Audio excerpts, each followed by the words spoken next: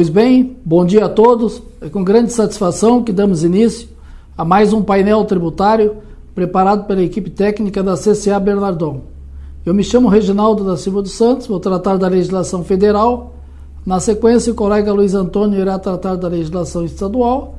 E, por último, o colega André irá falar da legislação previdenciária. Com relação à legislação federal, o primeiro assunto que a gente traz para abordar com os senhores diz respeito a mais uma obrigação acessória, que o prazo é agora no último dia útil do mês de julho de 22. Diz respeito àquelas obrigações acessórias das empresas que são beneficiárias dos incentivos da inovação tecnológica. Em especial, nós temos as empresas de informática, que são obrigadas a prestar conta para o Ministério da Ciência e Tecnologia anualmente, dos todos os projetos, todas as pesquisas que realizaram no ano anterior, 2021. E nós temos também aquelas pessoas jurídicas que, embora não sejam da área de tecnologia, mas que usufruíram dos benefícios da Lei do Bem, da Lei 11.196, lá de 2005, e que, ao terem realizado durante o ano calendário 2021 gastos com pesquisa e desenvolvimento da inovação tecnológica, usufruíram desses benefícios para fins do imposto de renda, da contribuição social, em especial. Então, essas pessoas jurídicas, de acordo com a Lei 11.196, elas tiveram o direito de excluir no LALUR e no LACS até 60% dos gastos do desembolso com pesquisa e inovação tecnológica. Então, como obrigação acessória, além de fazer a exclusão no LALUR e no LACS, essas pessoas jurídicas ficam obrigadas a informar ao MCT todos os projetos que desenvolveram durante o ano calendário 2021, os gastos que realizaram em cada projeto. As pessoas jurídicas tem duas levas. Tem as pessoas jurídicas da inovação, do ramo de inovação tecnológica, que entregam o relatório do MCT, e tem mais o Form PID agora, o Form PID, formulário PID, daquelas pessoas jurídicas que não são da área de tecnologia, mas que realizaram pesquisas e inovação tecnológica. Então, uma indústria, por exemplo, que desenvolveu um novo produto ou fez um aperfeiçoamento, fez o uso do benefício, excluiu no LALUR mais 60% dos gastos com a inovação, e agora, então, no mês de julho, tem que prestar conta para o Ministério da Ciência e Tecnologia desses gastos, onde aplicou, que tipo de projeto, os resultados, os benefícios. Então, no mês de julho, o último dia útil de julho, vence o prazo para entrega do relatório do MCT, Ministério da Ciência e Tecnologia, de todas as pesquisas, e mais o relatório Form PID daquelas pessoas jurídicas que fizeram uso apenas da Lei do Bem, da inovação.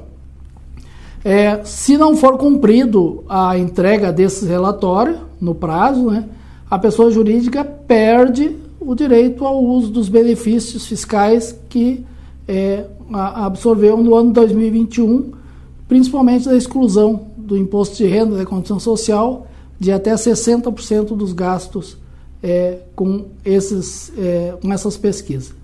Então, é uma obrigação acessória anual. Fica aqui o alerta, para o fiel cumprimento da entrega dessa obrigação, que é no último dia útil de julho.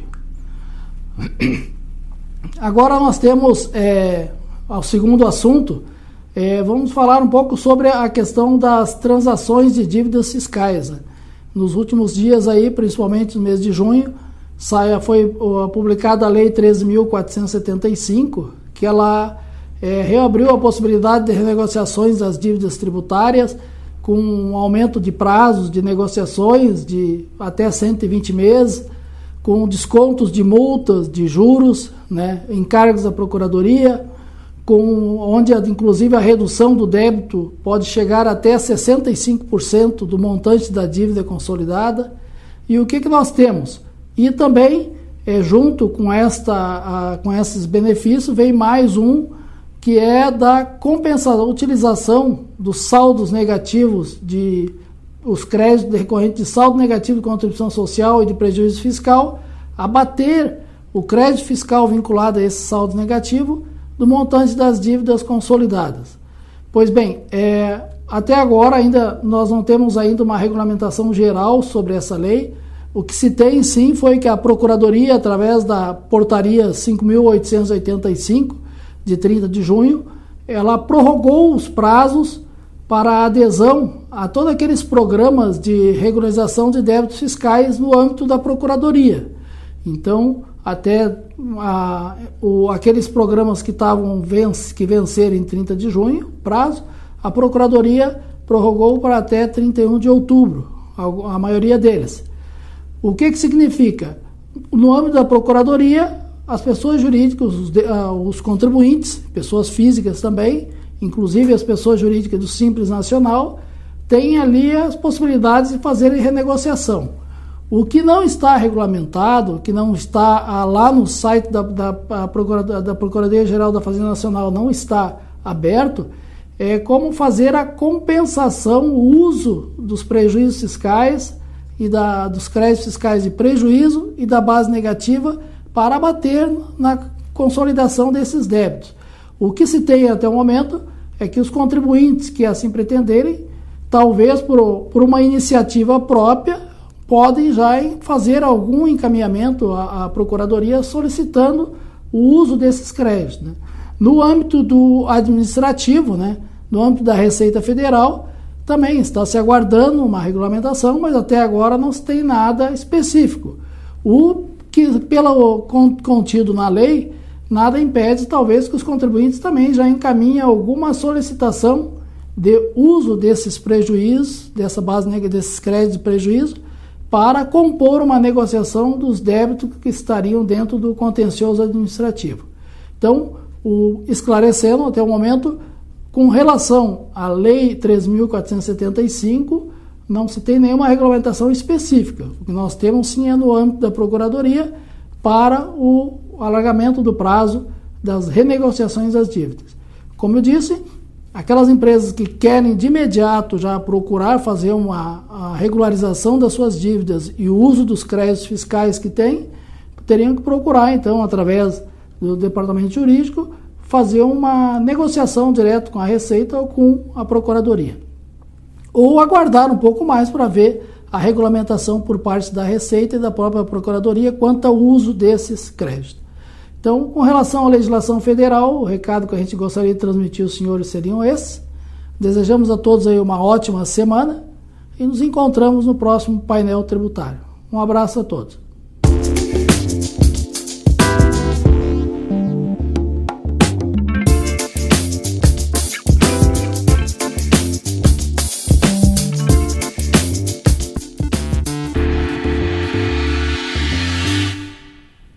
Bom dia a todos. Agora vamos comentar algumas alterações da legislação do ICMS do Estado do Rio Grande do Sul e também do ISSQN, que é o Imposto sobre Serviços devidos à Prefeitura. Legislações essas publicadas na semana passada. Inicialmente vamos considerar um ajuste CINIEF tratando do e-commerce ou aquelas operações realizadas a consumidor final por meio de canais eletrônicos. Então, é o ajuste CINIEF 14 de 2022 e então ele trata sobre a retirada de mercadorias e também a devolução das mercadorias pelo adquirente relativamente a mercadorias na venda não presencial de produtos por meio do comércio eletrônico ou canais telefônicos em estabelecimento do mesmo grupo econômico ou de terceiros. Isto é muito importante porque nós não tínhamos uma legislação específica a respeito e cada contribuinte agia de uma forma como entendia melhor ou mesmo tentando regimes especiais. Alguns detalhes deste ajuste CINIEF podem ser destacados. O ponto de retirada da mercadoria deve estar situado na mesma unidade da federação do consumidor não contribuinte do imposto. Outra é que o vendedor que realizar a operação deve informar à administração tributária do seu estado a relação dos locais disponibilizados para retirada e devolução pelo adquirente, consumidor final. Deve também firmar contrato que preveja a utilização do espaço físico de ponto de retirada quando esse ponto pertencer a outra pessoa física ou jurídica.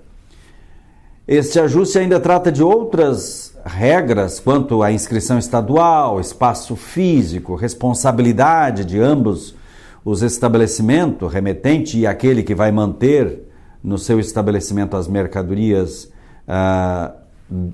que pertencem ao vendedor, né? Obrigações principais, obrigações acessórias, enfim, até mesmo a confirmação por comprovante de entrega, né? Ela a ser efetuada pelo próprio consumidor que retira a mercadoria, outras obrigações, tanto por parte do vendedor como daquele que mantém, né, esta mercadoria no seu estabelecimento, tudo isto devendo ser tratado diretamente com a própria administração tributária estadual do estado, né, aonde está sendo realizada a operação de venda.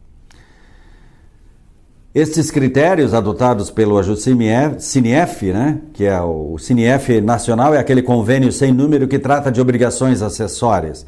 E esta alteração, então, através desse ajuste, ou esses critérios adotados, né, não se aplicam aos estados do Acre, ao estado de Alagoas, da Bahia, do Ceará e também do Mato Grosso. Os demais estados, inclusive o Distrito Federal, optaram por adotar estas regras do ajuste CINEF 14. Tivemos também a publicação do ajuste CINEF 25 e ele trata do bloco K. Ele altera aquele ajuste geral, o número 2 de 2009, que dispõe sobre a escrituração fiscal digital, lá incluída a escrituração do bloco K. O bloco K é aquele registro eletrônico na escrituração fiscal digital que insere os dados relativos ao livro registro de controle da produção e do estoque, agora então em meio digital. Então o bloco K completo, né, será então apresentado nesta modalidade, completo ou simplificado, a partir de 1º de janeiro de 2023. Tudo de acordo com as previsões já, né, de vencimentos e prazos estabelecidos por divisões e grupos do CNAE, devidamente especificados no convênio 2, ou mesmo ajuste CINEF 2, né? E lá no parágrafo 7º e também no parágrafo 13 da cláusula 2ª do ajuste CINEF 2/2009. Assim, então, a partir de 1º de janeiro de 2023, a obrigatoriedade da entrega completa do bloco K terá a possibilidade de substituição pelo layout simplificado de acordo com a versão 3.1.0 do Guia Prático da EFD. O layout simplificado dispensa a declaração de alguns registros, principalmente os que detalham os insumos consumidos. Por exemplo, o registro K235, que trata dos insumos aplicados na industrialização. E o K255, que trata dos insumos no caso de industrialização por encomenda. Tudo isso mediante a guarda das demais informações do bloco K completo para apresentação ao fisco quando solicitado. Por regime especial de fiscalização, pode ser então solicitada inclusive a ficha técnica do produto objeto da industrialização. Destaco ainda que para os CNAEs 13 a 18, 22, 26, 28, 31 e 32, anteriormente não tínhamos um prazo estabelecido, mas agora ficou estabelecida a entrega do modelo completo ou simplificado a partir de 1º de janeiro de 2024. Porém, teve uma segregação de alguns quinais, tal como estava na regra do vencimento para estes quinais, pois nós tínhamos também os quinais 10, 19, 20, 21, 24 e 25, que agora eles ficaram segregados numa alínea específica para ter a sua obrigatoriedade do registro completo ou simplificado a partir de 1º de janeiro de 2025. Estes quinais que tiveram esta extensão do prazo para 2025, então são o quinai 10, que começa com o dígito 10, né? Produtos alimentícios, o 19, né? Que é a divisão 19 do quinai, fabricação de coque, derivados de petróleo e biodiesel ou biocombustíveis, também o 20, que são produtos químicos, o 21, que são produtos farmoquímicos e farmacêuticos, o 24, que é metalurgia, e o 25, que são os produtos de metal, exceto máquinas e equipamentos. Então eram essas as informações relativas ao bloco K e também do próprio e-commerce, que a gente julga de suma importância que já tomem como conhecimento destas alterações havidas. Também tivemos publicações de convênios, diversos convênios, todos aprovados na reunião do CONFAS do dia 1º de julho, sendo que destacamos o convênio 96. Ele prorroga até 30 de abril de 2024 as disposições do também convênio 151 de 2020, que autoriza as unidades federadas do Mato Grosso, do Rio Grande do Sul, de Santa Catarina e do Tocantins a reduzir a base de cálculo do ICMS nas saídas interestaduais de arroz beneficiado de produção própria, de modo que a carga tributária seja de 7%, quando a alíquota é 12%, ou a carga tributária de 4%, quando a alíquota é de 7%. Então, mais ou menos divididos, né, entre região sul e sudeste, aonde é 12% a alíquota, nós temos uma carga, então, devido à redução da base de cálculo, né, para 7%. E aquelas que são para o Nordeste, Norte e Centro-Oeste, que o normal é a alíquota de 7%, a carga tributária cai para 4%. Isto ficou prorrogado, então, até 2024. Nós temos, então, este benefício, então, desta prorrogação, que anteriormente ia somente até dezembro de 2022, indo agora até 2024. Também tivemos publicações de protocolos do ICMS relativo à substituição tributária, que envolvendo tanto os estados como o Distrito Federal. E nesse aspecto nós destacamos o protocolo 38, que influi aqui no Rio Grande do Sul, pois ele dispõe sobre a substituição tributária nas operações com cosméticos, perfumarias, artigos de higiene pessoal e de toucador. Já o 42, ele altera o protocolo 52 de 2000, que estabelece a disciplina para as operações relacionadas com as remessas de mercadorias remetidas em consignação industrial para estabelecimentos industriais. Depois tivemos, já na legislação estadual, né, em termos de normativas, né, nós tivemos a instrução 58, tratando de orientações específicas quanto ao procedimento de adjudicação do imposto relativo ao estoque de mercadorias, relativa à exclusão daqueles itens que foram excluídos da substituição tributária, né?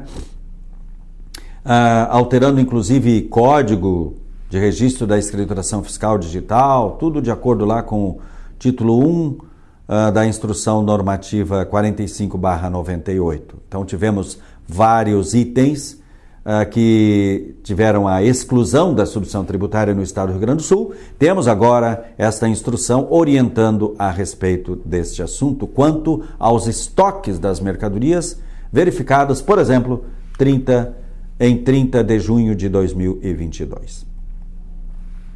Também tivemos uma outra instrução, a de número 59, e ela trata da energia elétrica, períodos com diferentes alíquotas do ICMS, qual o tratamento que deve ser dado, né? Então estabelece a hipótese, né, de que as operações com energia elétrica, quando estejam sujeitas a diferentes alíquotas do imposto, que a sua aplicação será proporcional ao período da medição. Havendo assim um período de medição, né, com operações de fornecimento de energia elétrica sujeita a diferentes alíquotas, a sua proporcionalidade será considerando-se a vigência de cada alíquota no respectivo período. E esta instrução normativa, ela retroage os seus efeitos a partir de 23 de junho, exatamente quando houve, então, a publicação, né, da decisão que tratou desta questão da redução das alíquotas na energia elétrica. E não somente energia elétrica, mas também combustíveis, né? Tivemos também mais uma alteração de instrução normativa, de número 60, e ela prorroga de 1º de julho para 25 de julho de 2022 o prazo para cadastramento de e-mails e de telefones dos representantes das empresas já cadastradas no CGCTE, que é a inscrição estadual, estabelecendo inclusive o não bloqueio do acesso às comunicações referente a intimações e notificações no portal ECAC para os contribuintes que descumprirem este prazo, relativamente ao cadastro dos dados, né, no chamado DTE, né?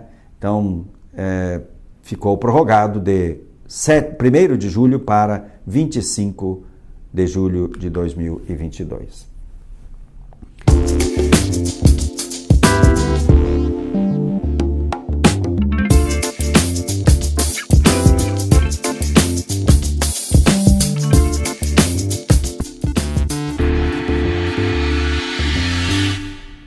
Depois, relativo ao ISSQN, nós tivemos uma alteração que envolve os municípios, mas é bom que os contribuintes tenham conhecimento. Está disponível para os municípios, por meio do processo digital aberto no Centro Virtual de Atendimento, o ECAC, né, o serviço aderir ao convênio das notas fiscais de serviços eletrônicas, né? Como resultado de um convênio assinado com o Distrito Federal e os municípios brasileiros, então foi lançado pela Receita Federal do Brasil a plataforma de administração tributária digital. O serviço está localizado na área de concentração temática, ACT, né? E também a celebração de acordos nacionais e no ECAC, a aquisição de serviço por meio de processo digital, aberto no Centro Virtual de Atendimento, né, no ECAC, foi disciplinada pela portaria AS-CIF número 5, de 6 de julho de 2022, publicada no Diário Oficial da União do dia 7 de julho de 2022. Então, por hora, eram essas as informações da área fiscal vinculadas ao ICMS e também do ISSQN, que gostaríamos de transmitir aos senhores. A seguir, o colega André vai comentar as alterações da legislação previdenciária. Desejamos, então, um bom dia, uma ótima semana a todos e até o próximo painel tributário da CCA.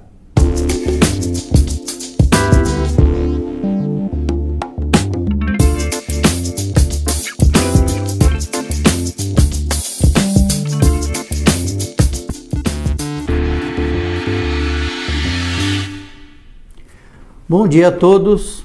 Na última sexta-feira foi aprovada e já está disponível no portal SPED a versão 2.1.1 dos layouts dos arquivos que compõem a escrituração fiscal digital de retenções e outras informações fiscais, que será exigida para os eventos ocorridos a partir da competência de março de 2023. Com isso, a versão 1.5.1, que está em vigor, continuará vigente até a competência fevereiro de 2023. Gostaria de compartilhar com vocês também uma das consultas dos nossos clientes da semana passada, que questionou quando deve ser transmitida a FD Reinf e a DCTF Web sem movimento. No tocante à FD Reinf, explicamos que no ano passado, a Instrução Normativa número 2043 trouxe a dispensa do envio da FD Reinf quando não há fatos geradores a serem informados. No caso da DCTF Web, na ausência de fatos geradores a serem informados, deve ser transmitida a sem movimento nas seguintes situações: no início da obrigatoriedade da DCTF Web, em janeiro de cada ano ou na primeira competência do ano em que ocorrer tal situação. Com essas informações, encerramos as novidades do painel tributário dessa semana. Convido vocês a acessar o nosso Instagram para ficarem por dentro das alterações ocorridas na legislação tributária. Desejo a todos uma ótima semana.